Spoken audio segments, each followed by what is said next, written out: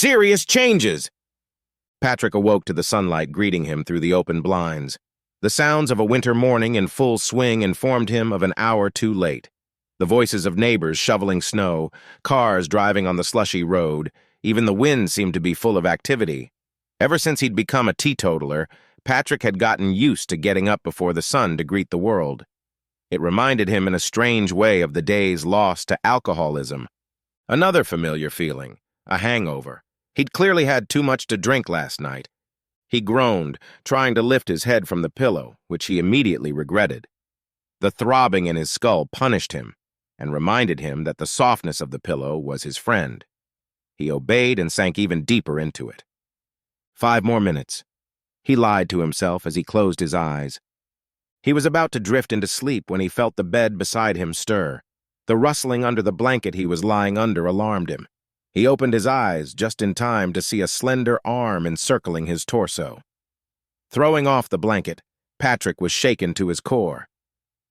"Good morning, Patty," Kendra said, yawning, her eyes darting open. Oh, shit. He finally had the strength to lift his head.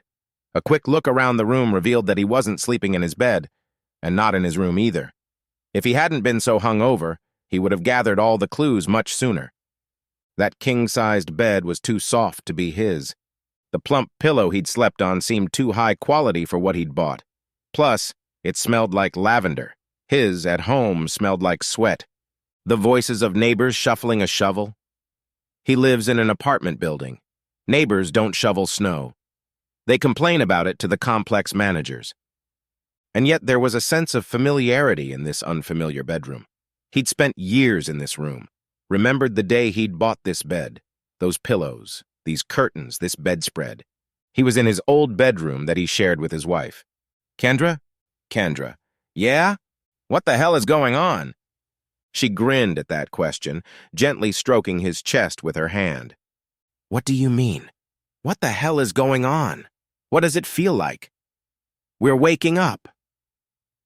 Patrick grabbed her hand and pulled her against him so she stopped stroking him. The gentle movements made his body react whether he wanted it to or not. Why are we waking up in the same bed? He asked, his tone serious. Oh, it's simple, she said with a devilish grin. Because we had love, of course. Wait, what? She giggled, as if his panicked question didn't bother her in the slightest. Her arms rose carelessly above her head as she stretched. Her legs stretched out in the opposite direction. Patrick couldn't resist running his gaze down her legs. Her braless breasts rested against the thin material of her t-shirt, emphasizing her firm nipples, which were practically erasers at this point. When she finished stretching, she sat on her side, propping her head up with her arm and resting her elbow on the mattress. She looked like she was posing for a painting, still beautiful, even after all these years. Even with her hair disheveled and no makeup on her face, she was the most beautiful woman who'd ever let him take her clothes off. Familiar feelings stirred in his loins. He mentally suppressed them. He needed answers, and to get them, he must not get aroused. Shifting to a serious tone again, he asked, So you say we had love? Yes. I don't believe that. And you believe it, she said, rolling away from him. That roll took her right to the edge of the bed, where she gracefully slipped out from under the covers. Patrick now had a full view of his nearly naked wife. She was wearing only a thin t-shirt and panties. What was worse, she wasn't the least bit ashamed of it. Didn't try to cover herself. She didn't look embarrassed. In fact, she grinned cheerfully, as if his confusion was amusing. I warned you about not drinking so much, she said, putting her hands on her hips to playfully chide him. You really don't remember what we did last night, do you? All the nasty shit I let your lecherous ass do to me? Eh? She giggled and shook her head before continuing. I'm not complaining, but you were never this ugly when we were together. Oh, shit, thought Patrick. She's not kidding. I think I actually slept with my wife last night. While Kendra laughed at how much Patrick was panicking, his mind raced against time. He desperately rewound his memory, trying to find an explanation. The images of the New Year's Eve party started out clear and cheerful. He remembered meeting Dave and Charlotte, had a few drinks, saw his spurned wife there, flirting with some jerk, had another drink, danced with a beautiful woman, fought with Kendra, made up with Kendra, another drink, a kiss at midnight. From that point on, things got a little hazy. Last night was Patrick's big win. On New Year's Eve 2020, Patrick sat on his living room floor, alone and drunk. The only thing he was thinking about was how he could die better. He had nothing to live for. That's what he thought. He spent 2021 climbing out of the hole he was living in. The death of a brother, the death of a marriage, the death of the safe and secure life of the average American. In 2020, he had to mourn those deaths. In 2021, he had to move on. But 2022 was a revelation for him. He saw not only how much life there was in himself, but how much life he himself brought to the world around him. He climbed out of that hole of the depths of his despair in which he had been living, and made himself live. Not just to be alive, but to live. Find a hobby, make new friends, spend time with my daughter. To do more than just grind away at a job he can barely tolerate. For the first time in years, Patrick didn't feel ambivalent about attending a meeting his estranged wife would be attending. Didn't feel a cramp in his stomach at the thought of meeting her. That is, until he saw her. If God existed, Kendra would be an ugly hag he could quickly forget. He could be sure she would never find love with another man, and would spend the rest of her days alone and pining for him. Why does she always light up a room with her smile? Why does her laughter make you laugh? Why is she still the most beautiful woman Patrick has ever seen? The big question is, why didn't their breakup affect her the way it did him? When he caught her cheating on him, his world crumbled. And then he crumbled himself, started drinking more, stopped exercising, barricaded himself off from the world, leaving his shabby apartment only to go to work. And her? She's thriving. As a single woman, she spread her phoenix wings and soared. Went on dates with her new beau to art museums, went on fun short weekends, made mind-blowing love, smiled more, cried less, and truly seemed like a happier woman. And tonight was no different. Her tight cocktail dress emphasized the curves of her figure. The heeled shoes showed off her slender legs. They emphasized how beautifully she was dressed without seeming like an advertisement. How she had managed to maintain such a figure when she was already in her 40s was a miracle only fairy godmothers were capable of. No wonder she was able to replace him with a man almost 10 years younger than herself. The truth is that Kendra will only be single for as long as she wants to be. Even now, as she stands in the corner drinking champagne, there's some guy out there taking his chance. Patrick has seen it. He doesn't need to hear what they're talking about to know they're not talking about the weather. He's looking at her, smiling at her, leaning closer, speaking to initiate contact. That's the obvious thing to do. She didn't even need to make the effort. All she had to do was stand there, smile and watch as all the bees flew to her in hopes of pollinating her flower. But you know what? He got over it. He had to. If he had based his happiness on whether or not she was suffering the consequences of breaking his heart in the most brutal way possible, he would have stayed attached to her forever. Because honestly, there was no fate that could compare to what he had to endure. Patrick's thoughts were interrupted by a voice to his left. Holy shit. Do my eyes deceive me? He heard his buddy Dave say. Dave and his wife Charlotte were the couple throwing the party. Patrick turned around just in time to see Dave walking slowly and dramatically toward him. He looked like he was approaching a rare animal that he didn't want to spook. Dave, Patrick said, nodding his head. St. Patrick? Are you really here at my party in the flesh? Have you finally decided to grace us mere mortals with your presence? You're an asshole. You only saw me last week, Patrick said, and the pair of friends laughed. A brotherly handshake between them turned into a tight hug. Yeah, but that was an accident. I just happened to run into you at the gym. This time you came to me on purpose. It doesn't matter. I'm touched, Dave said, maintaining his jovial banter. I feel special that you found my party worthy enough of your highness's presence. Patrick poked him lightly before saying, Shut up and take me to the drinks. Dave's greeting was more than just welcoming Patrick to his first party in ages.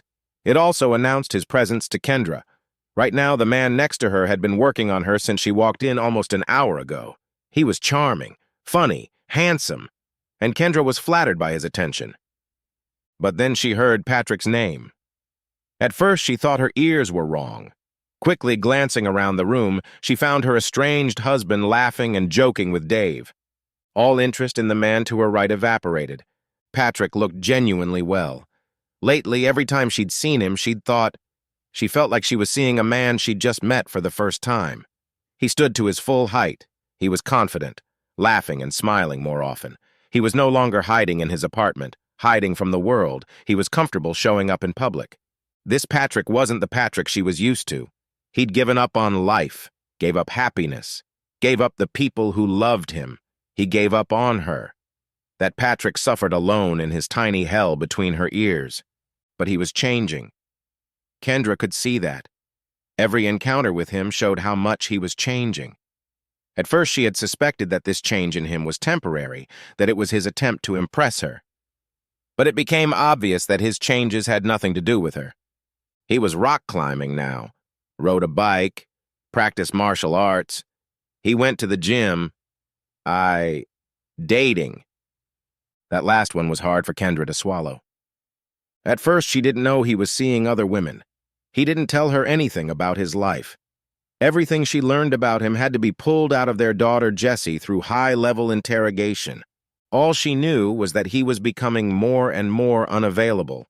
It used to be that as soon as she had a problem with the house, he would immediately rush to fix it. It didn't matter when she called him or how minor the problem was. And truth be told, most of the problems were just a subtle reason to see his face because she missed him. But lately he'd been busy. Was the jealousy she felt knowing he was dating hypocritical? Did she have a right to feel slightly annoyed that he was dating other women while she was more than available? Her affair has been going on for over a year and a half. It was hard to fire Sean, but once she did, it was as if the fog had cleared. She had once thought she was in love with the man. They had often talked about how their lives would have turned out if she had actually left Patrick to be with him. They would have bought a house together with a big backyard. They would have adopted a Siberian husky, filled their new home with art and modern furniture. They'd go on family vacations. Her, Sean, and Jessie would tell all their friends the cleansed story of how they met, would spend nights in each other's arms, making love until they passed out. Sounds like heaven. But it wasn't paradise. It was a fantasy far removed from reality. In the real world, Kendra is married to a man she still loves. She has a daughter who will never accept Sean as a father. She has family and friends who are disappointed with the choices she made. She has guilt for the lives she changed. And because of all of this, she cried every night. "Would you excuse me, Barry?" Kendra said, interrupting the man desperately trying to charm her. "I saw someone I need to say hello to." Looking slightly mortified, Barry said, "My name is Brent." "Eh?" "Brent," he repeated, though she was clearly distracted and barely paying attention to him. "My name is Brent." Smiling sweetly, Kendra replied, "Of course." With that, she left, making her way through the guests. By this time, Patrick and Dave had already left the living room, so she had to look for him for a while. Finally, she caught up with him in the kitchen, where he was taking a drink. Out of the corner of his eye, Patrick noticed her approach. Part of him was surprised that she had left her admirer to talk to him. The other part, however, had expected it. "Hi, Patty," she said affectionately. "Hi, Ken." Dave felt it would be a good idea to gracefully remove himself. With an encouraging pat on Patrick's shoulder, he said, "Yep, go look for Charlotte." Before Patrick could object, Dave was gone. For a while, the two of them stood there, saying nothing. Finally, Kendra broke their silence. "I didn't know you'd be here tonight. Where's Jessie?" "At my parents'. They insisted I drop her off and go have fun." She nodded in agreement with his parents. "Good. It's nice to see you in the company of people," she said seriously, but the statement soon made his mouth sour. As Patrick took a sip of his beer, wrinkles of worry appeared on Kendra's forehead. She mentally pictured all the times she had seen him drunk in the past, how he'd walked around sullen, angry at the world, and then she saw him sitting alone in his living room, almost ready to end his life. Are you sure you should be drinking? Didn't you go to AA after, you know? You mean after I tried to kill myself?" The cavalier manner in which he spoke of something so horrible took her by surprise. He said it as if it were a joke, as if the fact that he'd almost ended his life wasn't the worst thing he could do to her and Jesse. "It's not funny," she said, her tone deadly serious. "I'm not laughing either." When he wanted to take a sip from his mug, she grabbed his wrist. "Seriously, aren't you supposed to abstain from drinking?" "Ken, I'm fine," Patrick said, his voice full of irritation. "It's a party. I don't need you to babysit me." "Yeah, but don't you have a boyfriend to have fun with?" he spat out, interrupting her. "Why did you come here for me in the first place? We both know you enjoy the company of other men." He regretted those words as soon as they left his mouth. They were deliberately hurtful, and they had done their job. He expected her to yell at him and maybe throw her drink in his face. Call him an asshole, maybe even slap him in the face. But she did none of those things. Instead, he saw tears of resentment frozen in her eyes. Then, without a word, she turned on her heels and walked away quickly, leaving Patrick with the sounds of shoes clicking on the tile floor. Shit. Patrick paused to calm down and went looking for her to apologize. But he didn't see her anywhere. Even found the guy she'd been talking to earlier. Unfortunately, she wasn't with him either. He moved on to another woman he had a better chance with. She was a little drunker and sexier than Kendra. She must have left. Sighing, he pulled out his phone and texted her. All he got in response was silence. Knowing her well, he realized that she would probably be mad at him for the rest of the night. He probably wouldn't get a response until tomorrow. He could forget about it and focus on having fun. After all, this is the first party he's been to in a while. So that's what he did. What he didn't realize was that Kendra never left. On her way out, she just went into one of the bathrooms to cry. Purposely chose the bathroom in the master bedroom because she knew no one would bother her there. Why is he such an ass? Why treat her like this when all she did was worry about his health? It seemed like the old Patrick was still there. He might have changed his appearance, found new hobbies, started dating girlfriends, but in the end, he was still the same old asshole. Her cell phone buzzed in her purse. Picking it up, she saw it was a text message from Patrick. 2 words, nothing more. "I'm sorry, fuck him, fuck him." He seemed intent on punishing her forever. She spent over a year apologizing to him for what she'd done. She didn't know how many more apologies he'd need before he'd forgive her. But you know what? He owes her an apology, too. Yes, she had an affair. It's a huge mistake. Worst mistake of her life. Ever since she found out about his suicide attempt, she's been dealing with a whole tsunami of guilt. She's finally realized the cost of her selfishness. Patrick thinks she's gotten away with it, but that couldn't be further from the truth. She sees him around every corner, hears his voice in the empty hallways. She dreams he's lying in bed with her, but when she wakes up, she finds his place empty. Her actions are not free. The price of her infidelity is high. It has cost her family, cost her husband, cost their daughter's respect, but most importantly, it nearly cost Patrick his life. No matter what happened, no matter how angry he was at her, she couldn't forget about him. There was a voice inside her that made her cling to him, even though he himself wanted to break free. Perhaps it was guilt. Maybe it was love. Maybe a twisted mixture of both. She didn't know. Her therapist had been trying to help her figure it out for months now. All she knows is that Patrick is still inside her, even if she's not inside him. She has to take responsibility for that. And she has. Many times. But her therapist is right about one thing. While cheating is very damaging, it is not the only end to all sin. It does not excuse the fact that he is also responsible for the destruction of their marriage. Emotionally, he was the one who left her long before she even started thinking about another man. He stopped being a partner to her. That doesn't excuse what she did, but her actions don't excuse his either. They both screwed up, but she's the only one who seems to be admitting guilt. Patrick, on the other hand, had practically given himself a free pass, due to the fact that she was the one who had cheated on him. She wiped the tears from her face and looked in the mirror over the sink. God, she looked awful. Makeup completely ruined. Red, puffy eyes. Tear-stained face. She looks exactly how she feels. Rummaging through her purse, she found everything she needed to make herself look decent. In just under 10 minutes, She had wiped away the crying woman who had first laid eyes on her and was stunning again. She joined the party again, but first went into the kitchen to get another flute of champagne. Then headed into the living room where everyone else was. And then she saw this. Patrick dancing with another woman, a younger woman, probably about 25. What the hell? Yeah, she knew Patrick was dating. He might have hooked up a couple times, though Kendra was disgusted at the very thought of it. But the fact that he was pouncing on some underage girl right in front of her like he was 20 freaking years old angered her to the core. Kendra was classy. She wasn't the kind of woman to fight over a man, especially one with a child. It was men who fought over her. Patrick didn't even notice he was being watched. When he returned to the party for drinks, a woman he knew struck up a conversation with him. He knew her from his tour group. They talked from time to time, but never for long. Tonight was different. She had always thought Patrick was handsome for an older man. The gray in his dark hair made him look like a sexy professor. That led to a laugh between the two of them, and he asked her to dance. Truth be told, he didn't wiggle and twist his hips.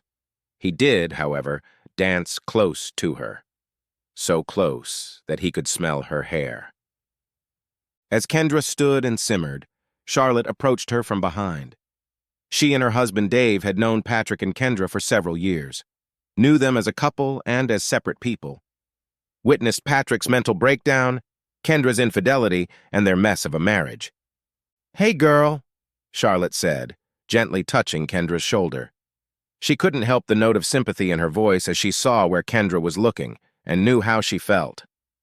"Hi," Kendra replied, not taking her eyes off the scene in front of her. Pointing to the woman Patrick was dancing with, she asked, "Who is she? You remember Patrice, don't you? She works with me.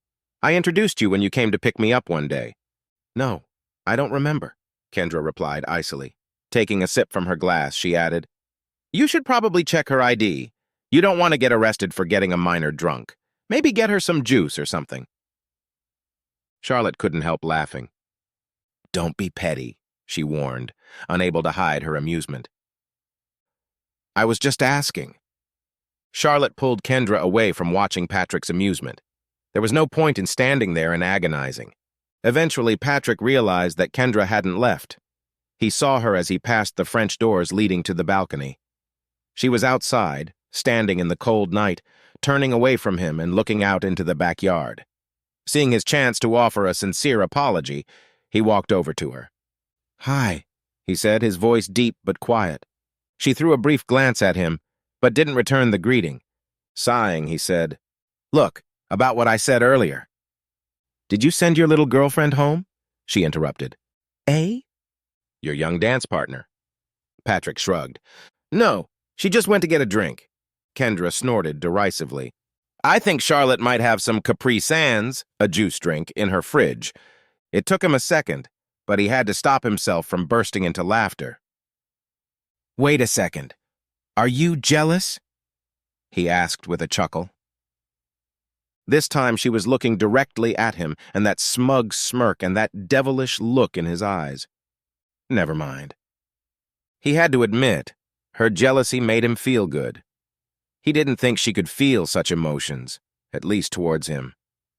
He reached out and touched her shoulder, half expecting her to recoil from his touch, but she didn't. "Can we call a truce?" he asked sincerely. "I acted like an ass, and I realized that. I had no right to lash out at you when all you did was worry about me. I'm sorry." Kendra rolled her eyes and pouted her lips, but nodded after a second. She didn't want to fight with him. Still, she felt like pounding his chest. Immediately afterward, however, she snuggled up to him and rested her forehead against his shoulder. He wrapped his arms around her and hugged her. They went back to the party, this time together. Things got a little hazy from there. There was more alcohol, a lot of it. There were games. Kendra and Patrick teamed up just like old times. There was laughter. There was dancing. There was a lot of fun. And then it was midnight, that countdown. They looked at each other, shouting in unison with the band, 10, 10, 8, 7, 6, 5, 4, 3, 2, 1. With that, they kissed. They kissed long and passionately. They kissed as if they had denied it to each other all their lives. They kissed like it was their last moment on earth. It seemed like they kissed for hours. And then,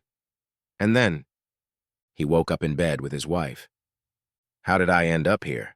I don't remember leaving the party, Patrick said, looking around his old bedroom. I called us an Uber. We were both too drunk to drive. He asked, pointing at her, but not too drunk to make love? She giggled, then looked down. No, you were more than ready for that. Patty, relax, she said, the tone of her voice becoming less playful. I'm teasing you. Nothing happened. What? She shrugged. We didn't have a love affair. We came here on an Uber because it was easier. Jesse stayed with your parents, so there was no need for you to rush home. The plan was for us to go back to Charlotte together in the morning and pick up our cars. Still confused, he asked, But why were we almost naked? Why did we sleep in the same bed? Because you threw up on us, she said with a shake of her head, as if she was amused by his antics. I warned you not to drink so much. In retrospect, he remembered that. Remembered her high-pitched squeal of disgust as he threw up his beer in her direction. So, after that, she sighed, then finished his sentence. After that, we both fell into bed and fell asleep. That was it. Really? She snorted with laughter. Do you really think I need to resort to infatuating men to get love? Patrick couldn't hold back the deep sigh of relief that escaped him, but to tell the truth, some part of him was disappointed. I guess not, he said, shrugging his shoulders. Seeing his relief that they had nothing in bed, Kendra felt a slight sadness. It was a testament to how far apart they were. Come on, get up, she said, shaking off the feeling. She grabbed the blankets and quickly pulled them off, leaving him naked on the bed. We need to shower so we can get out. Patrick nodded in agreement but remained seated. They looked at each other longingly. Then, with a sigh, Patrick got out of bed and headed for the shower. Kendra watched him disappear into the bathroom. It seemed so natural, as if this was the scene that was supposed to happen here. She had lied when she said nothing had happened between them.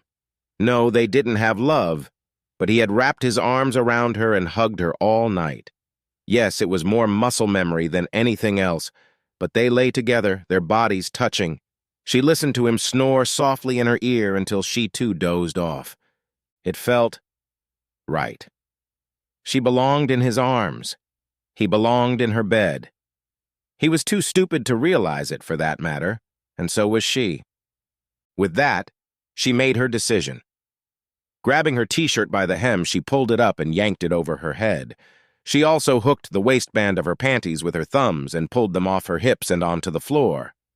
Hey, move over, she said with a sly smile as she appeared in the bathroom completely naked. The shocked look on Patrick's face was almost comical.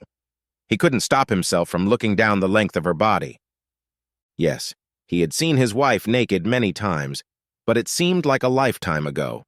And now it was as if he was seeing her for the first time. Without clothes, Kendra wasn't the perfect goddess the world thought she was.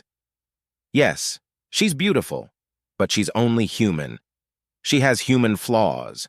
That cellulite on her ass, the excessive sagging of her breasts, the little pouch on her stomach, wrinkles around the edges of her eyes. But that was the part she wanted Patrick to see, wanted to be vulnerable with him, wanted him to see her for who she was. She didn't want to be some unattainable goddess to him, wanted to be his wife again, and she was tired of playing this game the two of them were playing. Unable to speak, he honored her wish and made room for her. She stepped toward him, taking a seat right under the shower head, just like she had always done in the past when they showered together. She wasn't seducing him, didn't try to turn him on. She just started washing herself, standing with her back to him like she would if he wasn't around. Patrick openly admired his wife, watched the water cascade down her back, down her ass, down her thighs, and into the drain on the floor. Watched as she soaped herself up and let the streams of water wash it all away. Finished washing herself, She turned to face him. Their eyes met. Finally, she said, "When we finally make love, you won't have to wonder if you did it. You'll know that. And I won't have to lure you into my bed. You will come willingly and beg me for it." A strange expression appeared on his face. It wasn't playful or lustful, as it should have been after such a statement. It was hunted. And that was the point. The look, as if he'd seen a ghost, was almost as if Sean was in the shower with the two of them. As much as Kendra didn't want it, her actions with the younger man had forever tarnished whatever she and Patrick might have had. Patrick needed time, a lot of time, but the fact that he hadn't filed for divorce yet gave her hope. Kendra leaned over and kissed him. Nothing romantic, just a soft kiss. Smiling sadly, she said, "If you ever decide to come back to me, Patty, I'll be waiting for you. Just know that I'm sorry for what I did to you, and that I love you." With those words, she stepped out of the shower, leaving him alone with his thoughts. "The end!"